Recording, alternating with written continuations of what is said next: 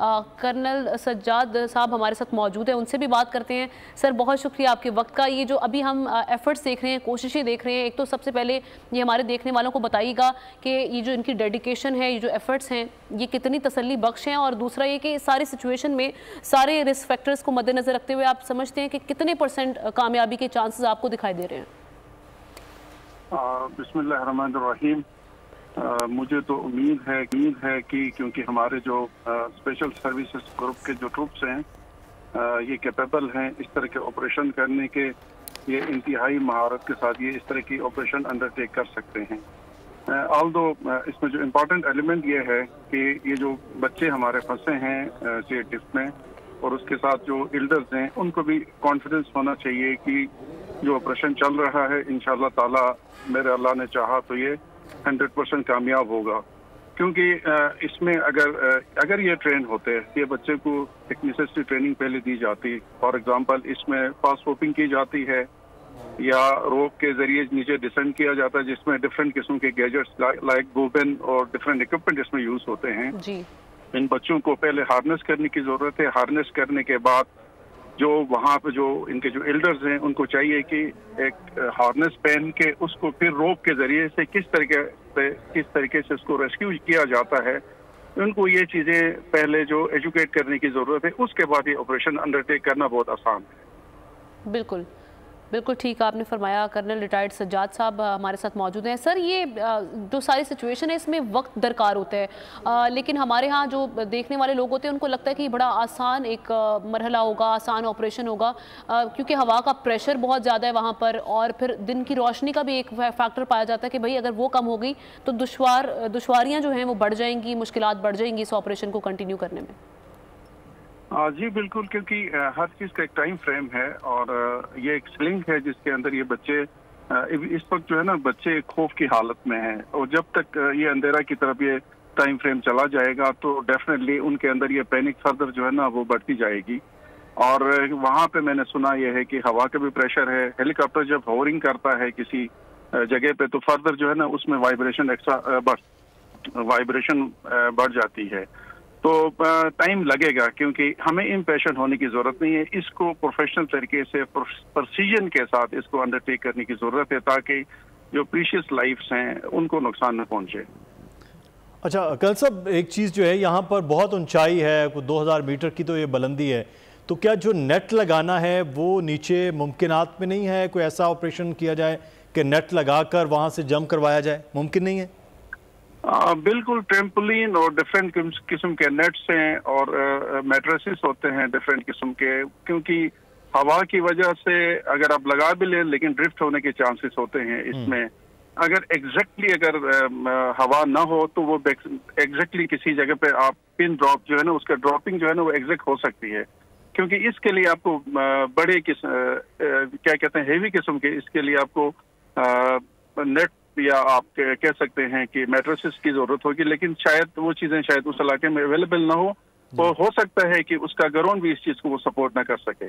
सही। अच्छा, बहुत ज़्यादा ये अब बात की जा रही, जैसे हमारे जो SSG के कमांडो हैं वो नीचे तक आए हैं, उन्हें कुछ खुराक पानी वगैरह चीज़ें मुहैया की हैं, तब कहा जा रहा है कि वैसे ही जैसे कि SSG कमांडोज लोगों को सैलाब से हमने देखा वो निकालते हैं, पहाड़ों पे लैंड भी करवा रहे होते हैं रोप के साथ और वो ग्रिप अप करके, तो क्या ऐसा मुमकिनात में नहीं है कि ये चीज़ इस चेयर लिफ्ट के साथ, इस डोली के साथ वो की जा सके? हाँ बिल्कुल हो सकता है, क्यों नहीं हो सकता, क्योंकि अभी जो वहाँ पे जो इशू है वो है हवा का जो फ्लो है वो मेरे ख्याल से मैंने सुना ये है कि उसके ज्यादा है। तो जब भी हेलीकॉप्टर इस तरह के ऑपरेशन में जब इस्तेमाल करते हैं तो उसके जो ब्लेड्स हैं उसका वाइब्रेशन आ जाती है। तो क्योंकि बच्चे हैं, मैंने आपको पहले भी बताया है कि अगर इन बच्चों को पता हो कि हमने जो हार्नेस होता है, इक्विपमेंट होता है जो कि एक रेस्क्यू वाले को पहनाया जाता है और उसके अंदर जो हाई एल्टीट्यूड इक्विपमेंट है उसको उसके साथ अरेस्ट किया जाता है, जिसमें डी रिंग्स होते हैं और डिफरेंट किस्म के गैजेट्स इस्तेमाल होते हैं, हम जो इस्तेमाल करते रहे हैं। अगर इन चीजों को अगर उनको इस्तेमाल करना आता हो तो आप बिल्कुल उनको उसी हार्नेस के अंदर उनको होल्ड करके आप उनको ड्रॉप कर सकते हैं। बिल्कुल, इस वक्त तमाम तर मुमकिनात जो चीज़ें हैं उस पर वो कोशिश भी की जा रही है SSGs की तरफ से। पाकिस्तान आर्मी एविएशन के एयरफोर्स के हेलीकॉप्टर्स जो हैं वो इस वक्त इस्तेमाल हो रहे हैं, लेकिन मसला ये है कि जो सिविलियंस हैं और फिर बच्चे हैं उनको इन तमाम तर चीज़ों का बिल्कुल नॉलेज होना वो खासा मुश्किल है।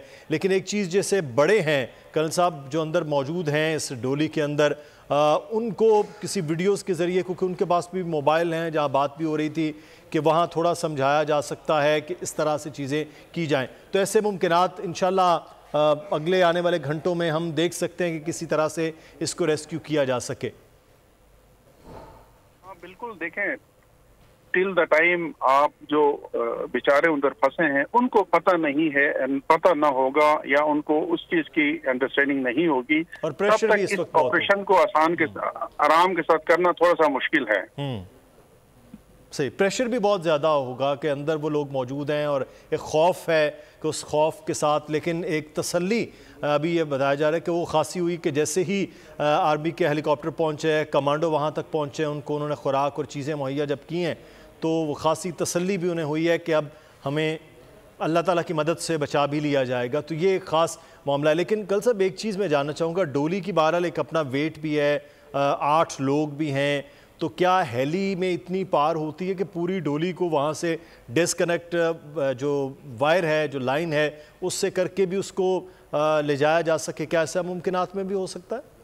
अब ये देखें, जो हम जो हेलीकॉप्टर प्रेजेंटली यूज करते हैं इसके अंदर इतनी कैपेसिटी और कैपेबिलिटी होती है कि ये इवन इससे ज्यादा हेवी चीजों को लिफ्ट करने की इसके अंदर कैपेबिलिटी है। लेकिन उस कैपेबिलिटी को बेस्ट यूटिलाइज करने के लिए वो उन बंदों का उस जगह पे पहुंचना, फिर उसको उसी केबल से उतारना और फिर इसके साथ अरेस्ट करने के अंदर मुख्तलिफ किस्म के एलिमेंट इसके अंदर इन्वॉल्व हैं। उसके अंदर खतरे के भी चांसेस नॉर्मली होते हैं और इस तरह के ऑपरेशन में हमेशा 200% सेफ्टी के ऊपर काम किया जाता है। मुझे उम्मीद है कि किसी न किसी तरीके से उनको रेस्क्यू कर लेंगे, क्योंकि ये सारे जो एलिमेंट्स हैं दे आर वेल ट्रेन्ड। बिल्कुल, ये तो यकीनी तौर पर इससे मुश्किल जो टास्क हैं वो भी पाकिस्तान की आर्मी और जो कमांडोज हैं वो कर चुके हैं, लेकिन ये एक सिविलियंस के साथ इस किस्म का टास्क जो है वो खासा एक पेचीदा अमल इसलिए होता है। लेकिन एक और चीज़ कर्नल साहब अब बात आ रही है कि नई जो लाइन है एक और साथ बिछाकर डोली ले जाकर तो उस पर रेस्क्यू करने का एक अमल, लेकिन वो कहा जा रहा है कि वो 3 घंटे उसके लिए कम अज़ कम दरकार होंगे कि एक लाइन बिछाने के लिए। तो ये ऑप्शन आप समझते हैं कि ये भी कोई कारगर हो सकता है? देखें, इस टाइम फ्रेम में आई थिंक हमें टाइम ज़ाया नहीं करना चाहिए, क्योंकि time is the most important factor. आप शाम की तरफ, इवनिंग की तरफ चले जाएंगे तो आपके पास विजिबिलिटी भी कम होगी और उन बच्चों के अंदर खौफ हिरास का जो एलिमेंट है वो भी बढ़ेगा और उनके पेरेंट्स के अंदर जो पैनिक है वो भी ज्यादा बढ़ता जाएगा। हमें कोशिश करना चाहिए कि, क्योंकि आर्मी के जो हेलीकॉप्टर्स हैं, इनके हमारे एलिमेंट्स हैं, जो स्पेशल सर्विसेज के ग्रुप्स हैं, ये ऑलरेडी डिफरेंट किस्म के एरिया में जो क्लाइमर जाते हैं, आपको पता है केटू है, नंगा पर्वत, डिफरेंट एरियाज में जो क्लाइमर जाते हैं, जो फॉरनर्स जाते हैं, उनको आराम के साथ रेस्क्यू किया जाता है।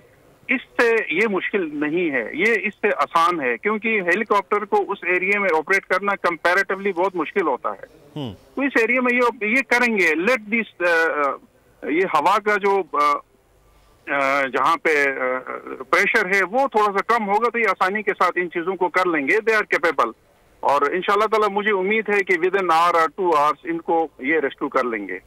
सही।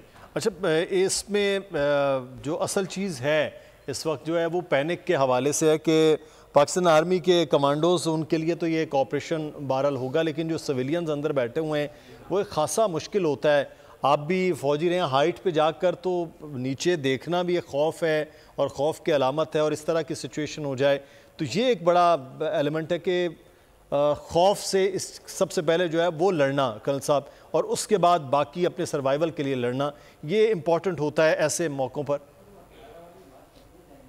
बिल्कुल इसी तरह ही है, क्योंकि एक हाइट का एक खौफ होता है। आप जब भी आप चेयर लिफ्ट पर जाते हैं, या हमने भी चेयर लिफ्ट जब यूज किया है, तो उस टाइम फ्रेम में आपको जब नीचे देखते हैं तो नीचे देखने से आपको बच्चों को और जो वहाँ पे जो लोग फंसे हैं उनको बिल्कुल इसका फियर जो होता है हमेशा रहता है, क्योंकि इंसान के अंदर खौफ तो रहता है।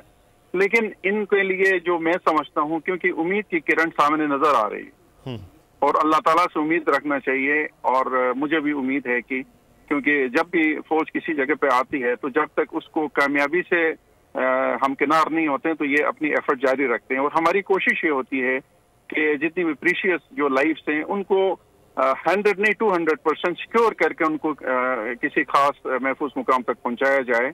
और उम्मीद है कि ये ऑपरेशन विद इन आवर और 2 आवर्स ये जो है ना ये कंप्लीट हो जाएगा, मुझे तो उम्मीद है, और इंशाल्लाह ताला वो कर भी लेंगे इंशाल्लाह।